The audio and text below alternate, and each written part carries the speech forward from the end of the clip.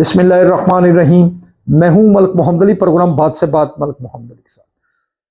तहरीक इंसाफ के बानी की तरफ से 27 सितंबर को पेशावर में बड़े जलसे के अहकाम जारी हुए हैं और अब KPK की गवर्नमेंट इसका एहतमाम करेगी।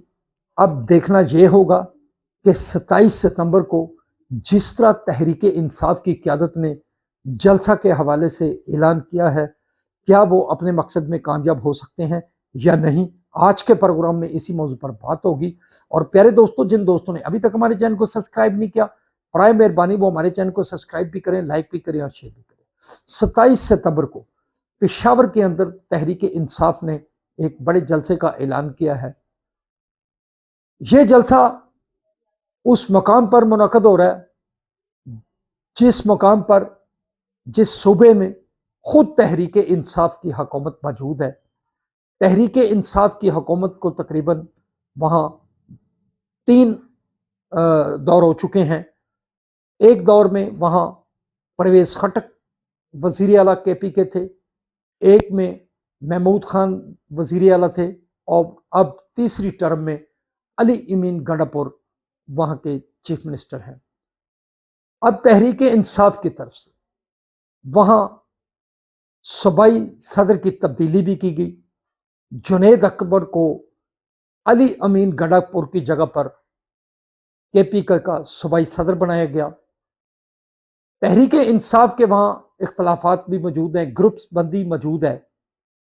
और अब ये बड़ा ऐलान 27 सितंबर साबित करेगा, क्या ये जलसा ग्रुपों की नज़र होता है या तमाम लोग, तमाम ग्रुप यकजा होकर जलसे का एहतमाम करते हैं।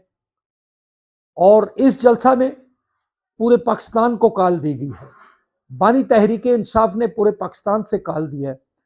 अब 27 सितंबर का दिन बताएगा कि सूबा सिंध से कितने लोगों ने इस जलसा में शिरकत की।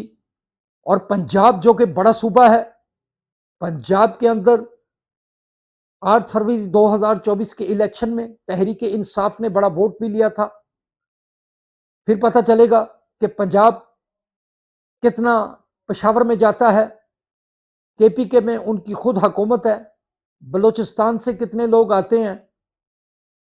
तहरीक इंसाफ तो कह रही है कि यह जलसा फैसला करेगा, लेकिन 27 सितंबर का दिन पेशावर बताएगा कि तहरीक इंसाफ अपने मकसद में कामयाब हुई या नहीं, या साबका तहरीकों की तरह यह जलसा भी एक बड़ी बढ़त साबित होगा। आने वाला दिन साबित करेगा। और तहरीक इंसाफ के लोगों का भी इम्तिहान है कि KPK के अंदर तो कोई जलसा की रुकावट नहीं है।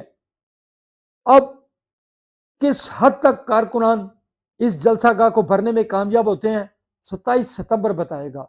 सलाम पाकिस्तान, सलाम ओवरसीज, अल्लाह हाफ़िज़।